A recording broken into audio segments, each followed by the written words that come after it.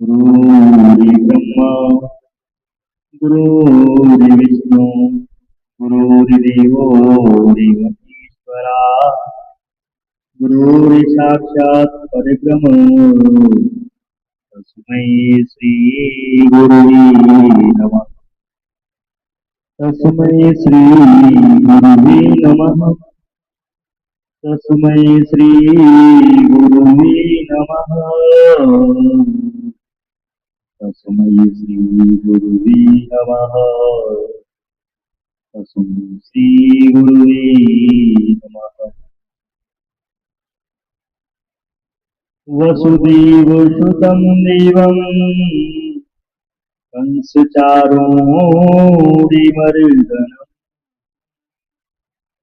वसुदेवसुतं देवं कंसचारूढिमर्दनम् देवकी परमानन्दनं वन्दे जगत् देवकी परमानन्दनं कृष्णं वन्दे जगद्गुरुं देवकी परमानन्दनं कृष्णं वन्दे जगद्गुरुं कृष्णं वन्दे जगद्गुरुं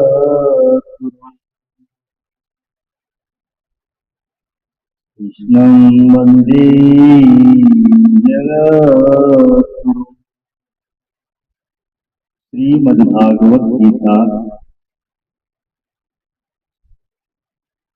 श्रीमद्भागवत गीता चतुर्थ अध्याय। ओम तत्सदिति श्रीमद्भागवते गीता सूक्ष्मस्तु ब्रह्म विद्यायां योगशास्त्रे श्री कृष्ण अर्जुन संवादे ज्ञान कर्म संन्यास योगो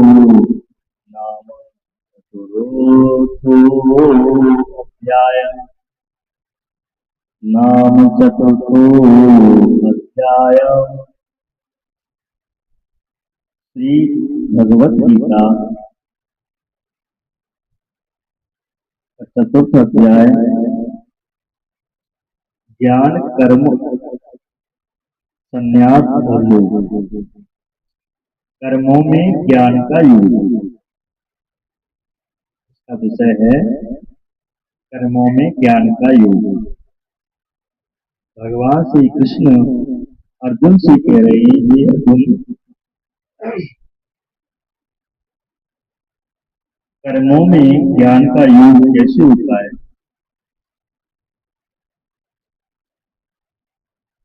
जब जब धर्म का क्षय होता है और अधर्म बढ़ता है, मैं स्वयं का निर्माण करता हूँ। भले मनुष्यों की रक्षा के लिए, बुरे कर्म करने वालों की विनाश के लिए और अच्छाई की स्थापना के लिए मैं बार बार प्रकट होता हूँ।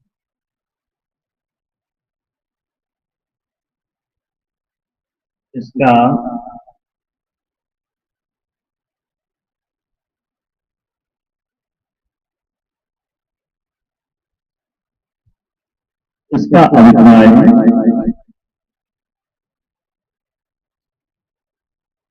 इसका साथ अर्थ को मानो, हमें यह विश्वास दिलाएगा कि भगवान श्री कृष्ण या तुम्हारी पसंद या तुम्हारे धर्म की भगवान जन्म लेंगे, किंतु इस स्वरूप का अंतर्निहित भाव विश्व की वास्तविक घटनाएं दर्शाता है और प्रमाणित करता है। वैसे तो भगवान या देवी या शक्ति या प्रकृति सदा से ही जनसाधारण को सामान्य शक्तियां से छुटकारा दिलाती रही हैं, परंतु उससे भी अधिक भी उनकी मदद करते हैं जो कि निर्धन हैं, निष्कपट हैं, व्यथित हैं और उत्पीड़ित हैं।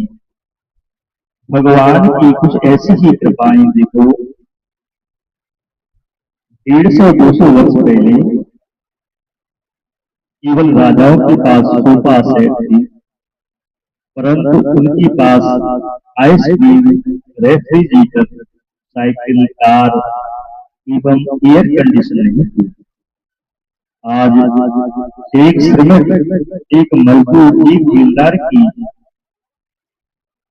बेलदार भी हवाई जहाज में बैठा वातानुकूलित कमरे में रहता है। एक मजदूर श्रमिक भी वातानुकूलित कमरे में रहता है, सबसे बढ़िया आइसक्रीम खाता है। 60 वर्ष पहले हम फोन करने के लिए डाकघर और तारघर पर निर्भर थे। आज एक श्रमिक भी जब चाहे 4 देशों की कॉन्फ्रेंस कॉल कर सकता है।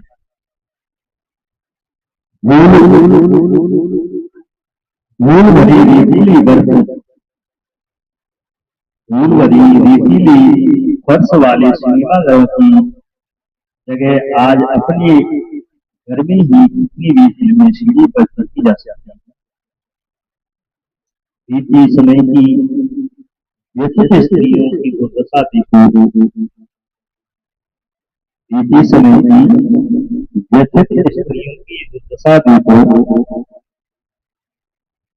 सामान्यतः रसोई घर में एवं गौशाला में सीमित गीली लकड़ी से खाना बनाना, गाय की गोबर से लीपना,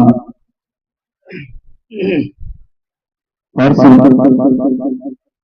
6-10 बच्चे बड़े परिवार के बीच में जीना, कदाचित भी कोई मनोरंजन, कभी सभाओं में बैठने के अधिकार से वंचित, पुरुषों से मेल जोल कर भी लोक शिक्षा, पुरुषों से मेल जोल कर भी लोक शिक्षा से भी वंचित थी। आज इन्हें देखो कितने उत्कृष्ट पदों पर अधिकार कर चुकी है। समाज में इनका कितना नियंत्रण है। आईजी, सीईओ, पीएम, राष्ट्रपति जैसी पदों पर आसीन है। आज औरतों का इतना पद बढ़ गया है, इतना मान बढ़ गया है, इतना सम्मान बढ़ गया है कि औरतें आईजी, सीईओ, पीएम, राष्ट्रपति जैसी पदों पर आसीन है। सच पूछो तो पुरुषों के पास बस मोची ही भीड़ होती है। पुरुषों के पास बस मोची ही भीड़ होती शक्ति की चिन्ह के रूप में बसी है। अपनी चारों ओर उत्पन्न होने वाले इन चमत्कारों को देखो और तुम जानोगे कि भगवान क्या कहना चाह रहे हैं। सर्वव्यापी ईश्वर हर समय इन चमत्कारों को कर रही है। अपनी कर्मों की सिद्धि के लिए मनुष्य भगवान की पूजा करते हैं और भगवान की कृपा से हमें शीघ्र ही सफलता प्राप्त होती है। भगवान तक कैसे पहुंचे? मन सदा भगवान में टिका हो,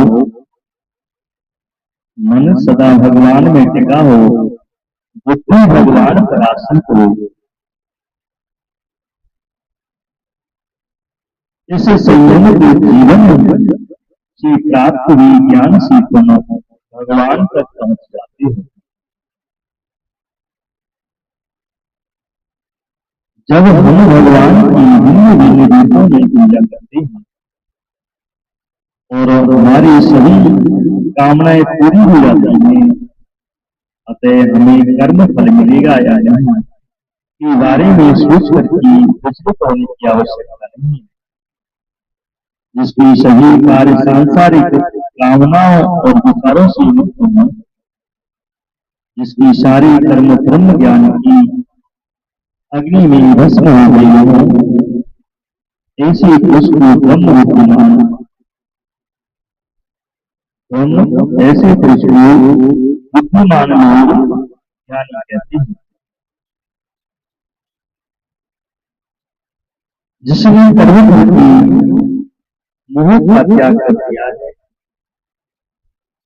जो सदैव तृप्त हो, जो सब आश्रय से रहित हो, वह अपने कर्म से व्यस्त कैसे हुई, वह अपने कर्म में व्यस्त होते हुए भी वास्तव में कुछ नहीं करता। कामना रहित होकर के अपने तन और मन पर विजय प्राप्त कर जो भोग के सभी विषयों का त्याग कर चुका है, उसकी शारीरिक कार्य कभी पाप नहीं कराती, उसकी कर्म से पुनर्जन्म की बंधन से नहीं बांधती। जो बिना याचना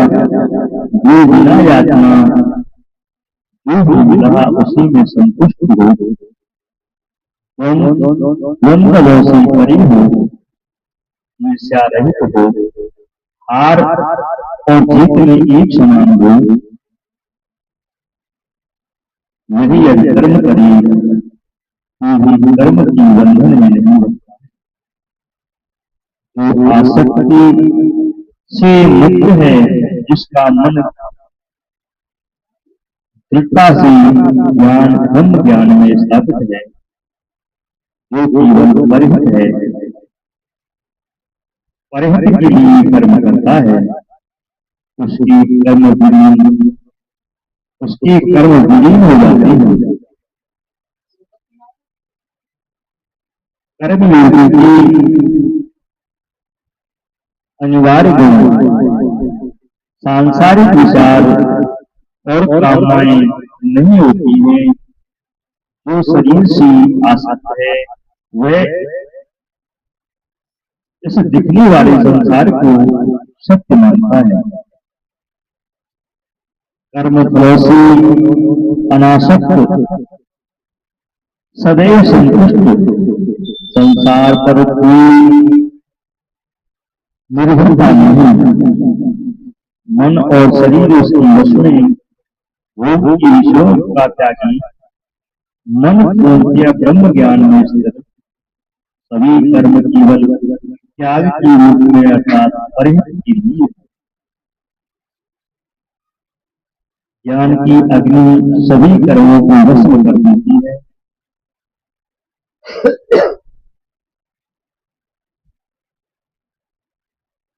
ज्ञान की अग्नि सभी कर्मों को भस्म कर देती है।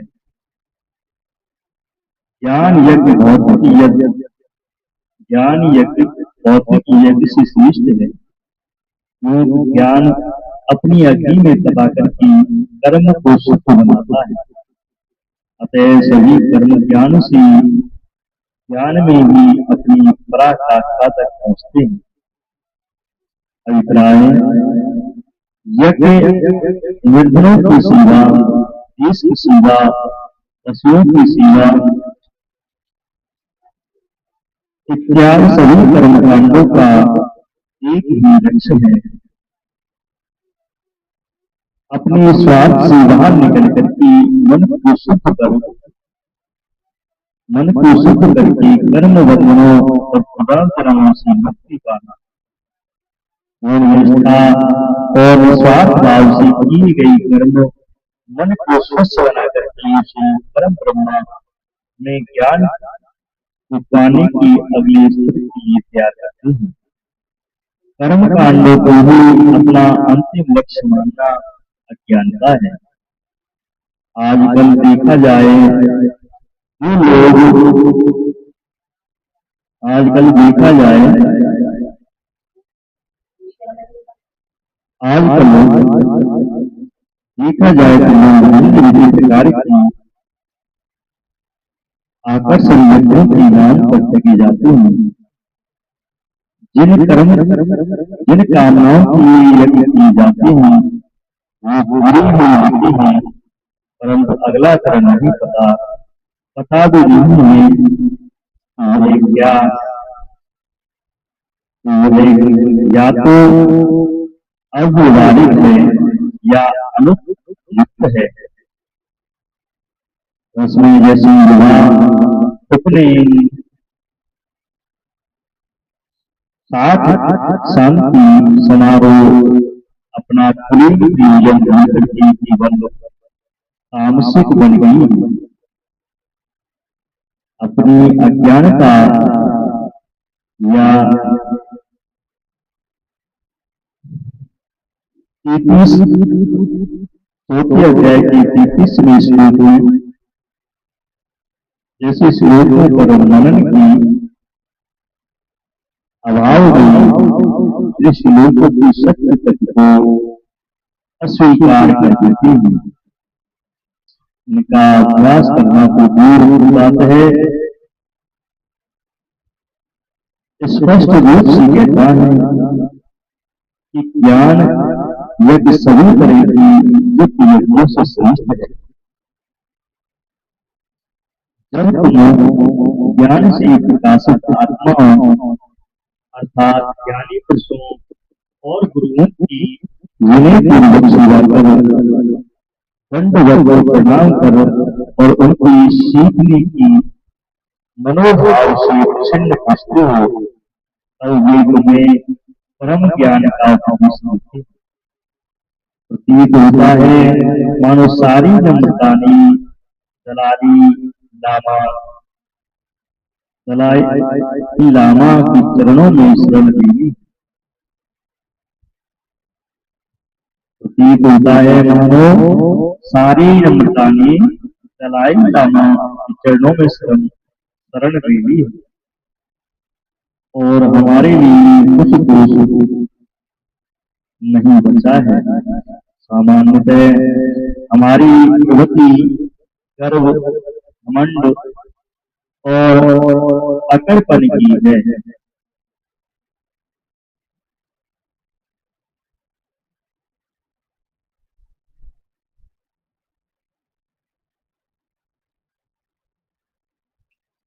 सामान्यतः हमारी प्रवृत्ति गर्व, घमंड और अकड़पन की है।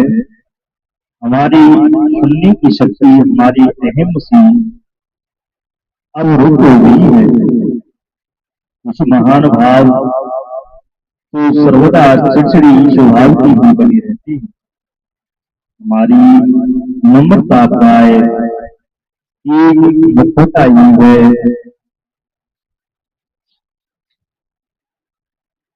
नम्रता तभी दिखाते हैं जब हम पूरी तरह से निराश हो चुके हों और हमें तुरंत सहायता की आवश्यकता होती है। यानी आत्माओं का मिलना ही बहुत कठिन संयोग है। और जब हम मिलते हैं तो हम उन्हें या तो पहचानते नहीं हैं या उनकी आवश्यकता नहीं है, ऐसा सोचते हैं। यह हमारा दुर्भाग्य नहीं और क्या है। शायद ही कोई बिरला उच्च कोटि का शिष्य अपनी गुरु को ढूंढता है, उनसे मिलता है और सभी उचित कार्य करते हुए ब्रह्म ज्ञान को प्राप्त करता है। इस ज्ञान को प्राप्त करते हुए तुम उन्हें कभी भी भ्रमित नहीं होगे।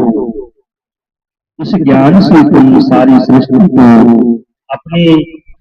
पहले अपने अंदर और फिर मन परमात्मा में देखोगे। ये भिखारी जिसे पता चल जाए कि वो खोया हुआ राजकुमार है या एक धनी पुरुष का पुत्र है, उन्हें कभी भीख मांगने नहीं जाएगा। शेर का वो बच्चा जो अपने को भेड़ का बच्चा समझ रहा है, एक बार अपनी असली प्रकृति जान ली के पश्चात फिर कभी भीड़ में जीवन वापस नहीं जाता। ये आमूल परिवर्तन ऐसे ही होते रहते हैं मानो स्वप्न की जाग गई हो। जब तुम स्वयं को सर्वदा आत्मा की सूरत में देखते हो तो तुम अपने अंश को, अपने संपूर्ण रूप को, पूरे ब्रह्मांड को और परमात्मा में पाओगे। इस अनुभव का परीक्षण होता है इस मायावी संसार की वास्तविकता का समूह नाश होने से, अर्थात उसकी रचना करने वाली इस मन की पूर्ण शांति से, इस मन की पूर्ण शांति से, वह जिसकी श्रद्धा अवसर है वो तप में ही केंद्रित है, जिसकी इंद्रियां उसकी वश में है वह ज्ञान को प्राप्त करेगा और शीघ्र पश्चात भी परम शांति,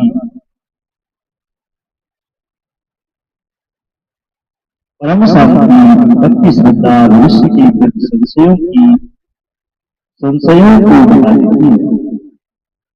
यह तभी संभव है जब तुम अपनी बुद्धि को पूर्णतया समर्पित करो तो ताकि वह तुमसे बाद में छल नहीं कर सकता। जब तुम पथ पर केंद्रित हो, जीवन मुक्ति की अतिरिक्त तुम्हें कोई और चाह नहीं होती। जब तक तुम्हारा अस्वस्थ शरीर, असतत्व शरीर, मन और बुद्धि रखी हुई है, तभी तक इंद्रियों की हमें भिन्न भिन्न दिशाओं में खींच ली जाती है। इंद्रियों को वश में करने का उपाय है शरीर और प्रतीयमान संसार का निरंतर प्रतिवाद अर्थात शांति कुछ और नहीं, अपने शरीर भाव और उसकी कामनाओं से पूरी तरह से दूर रहने का परिणाम है। यह शांति सर्वश्रेष्ठ है क्योंकि मन की विलय से होने वाला परिवर्तन सुहद और अपवर्तन से होता है। इसलिए अपने हृदय में अज्ञानता से जन्म लेने वाले इस संशय को ज्ञान के द्वारा मिटा दो और कर्म योग में रहकर के युद्ध करो। अटूट श्रद्धा का सर्वोच्च महत्व यहाँ ये बता करके दिखाया गया है कि श्रद्धा के अभाव वाले और मन में शंका रखने वाले मनुष्यों का क्या हाल होता है। वह जन्म और मृत्यु के चक्र में फंसा रहता है क्योंकि वह अच्छे या बुरे कर्मों की बंधन से बाहर ही नहीं आ पाता। वर्तमान शिक्षा प्रणाली हमें सभी पर संशय करते रहने को प्रेरित करती रहती है। विशिष्ट हमारी संस्कृति की नियम, विशिष्ट हमारी संस्कृति की नियमों पर, परंपराओं और परम ग्रंथों पर संशय इतनी प्रबलता से मन में अतिक्रमण कर बैठा है कि हम महान ऋषियों द्वारा दिए गए ज्ञान को सुनना तक अस्वीकार कर देते हैं। स्वयं निर्णायक बन बैठते हैं। स्वयं ही निर्णायक बन बैठते हैं। एक बार जब हम उनकी विरासत को जानेंगे तो हमें औचक्य से रह जाएंगे। उनकी अलौकिक उनकी अलौकिक असीमित कार्यों पर भावी पीढ़ियों की संरक्षण में उनकी पुरातन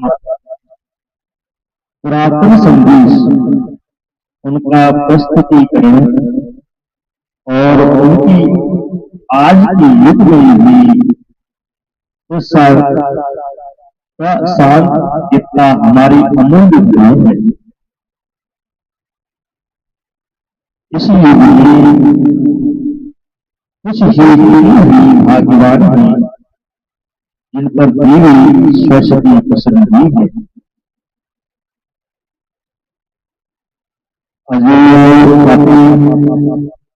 शस्त्र यात्रा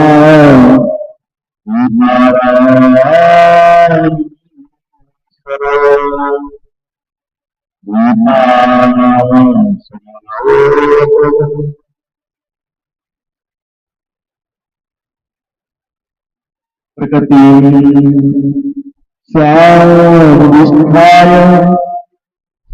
समभवा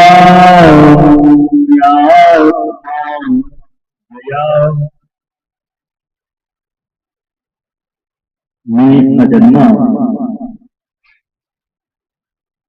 और अविनाशी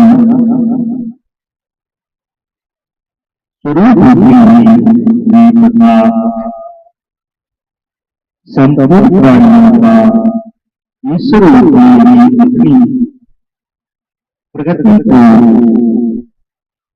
अपनी प्रकृति को अधीन करके अपनी योग माया से प्रकट होता है।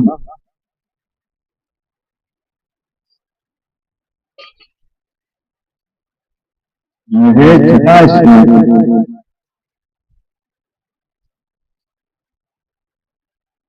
और इसमें सेवाकों का भगवान सेवाकों का ही वर्णन हुआ है।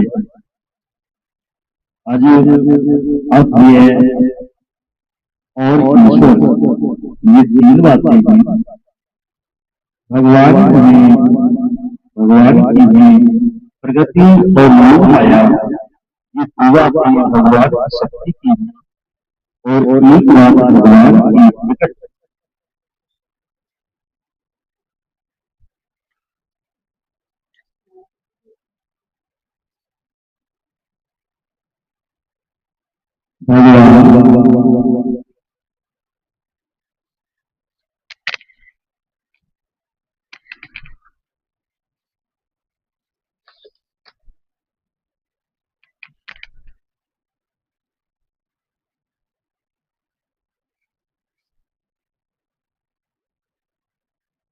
प्रकृति की सहायता से एक क्रिया लीला करते हैं। इसलिए सीता जी कहते हैं सब कार्य मैंने किए भी भगवान राम ने कुछ नहीं किया। अध्यात्म रामायण बालकांड की पहले अध्याय की 32वीं से 43वीं श्लोक पर परंतु भगवान मनुष्यों की तरह प्रकृति की अधीन नहीं होते। प्रकृति स्वाधिष्ठाय कारण की भगवान की ये प्रकृति पर नहीं है। भगवान के लिए प्रकृति पर नहीं है, प्रत्येक उसमें अभिन्न है। गीता की 7वें अध्याय का 4वां श्लोक भगवान को प्रकृति में स्थित मनुष्यों के सामने आना है। इसलिए प्रकृति को स्वीकार करके प्रकट होते हैं। तभी मनुष्य उनको देख सकते हैं। यदा यदा ही धर्मस्य ग्लानिर्भवति भारत अव्योतिकारं धर्मस्य तदात्मनानं सृजाम्यहम् तदात्मनानं सृजाम्यहम्।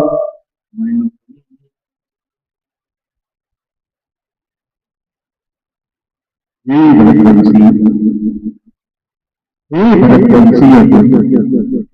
जब जब धर्म की हानि और अधर्म की वृद्धि होती है तब तब ही मैं अपने आप को साकार रूप से प्रकट करता हूँ। यदा यदा धर्मस्य अव्योतिकारं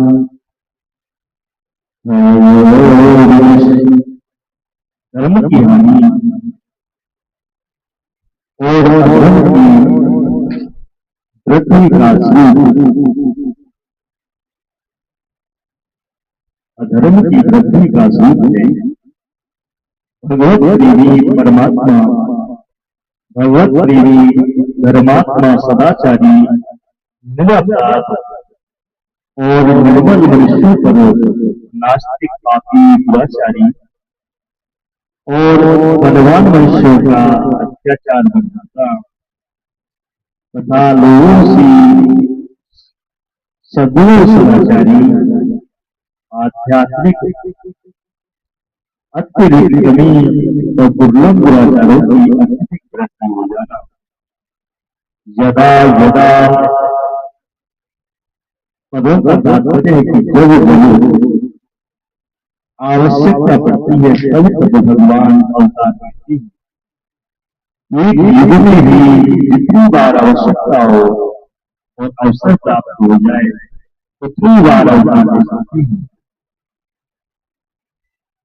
उदाहरणार्थ समुद्र मंथन के समय भगवान ने अजित रूप से समुद्र मंथन किया, कश्यप रूप से मदराचल का पारण किया और सहस्त्रबाहु रूप से मदराचल को ऊपर से दबा रखा। फिर देवताओं को अमृत बांटने के लिए मोहिनी रूप धारण किया। इस प्रकार भगवान ने एक साथ अनेक रूप धारण किए। अधर्म की वृद्धि और धर्म का ह्रास होने का मुख्य कारण है नाशवान पदार्थों की और आकर्षण। जैसी माता और पिता से शरीर बनता है ऐसे ही प्रगति और परमात्मा से सृष्टि बनती है। इसमें प्रगति और उसका कार्य संसार को प्रत्यक्ष बदलता रहता है। कभी क्षणमात्र ही एक रूप नहीं रहता और परमात्मा तथा उसका अंश जीवात्मा दोनों संपूर्ण देश काल आदमी नित्य निरंतर रहते हैं। इसमें कभी किंचन मात्र भी परिवर्तन नहीं होता। जब जीव अनित्य उत्पत्ति विनाशशील प्राकृतिक पदार्थों से सुख पाने की इच्छा करने लगता है और उनकी प्राप्ति से सुख मानने लगता है तब उसका पतन होने लगता है। लोगों की सांसारिक संग्रह में ज्यों ज्यों आसक्ति लगती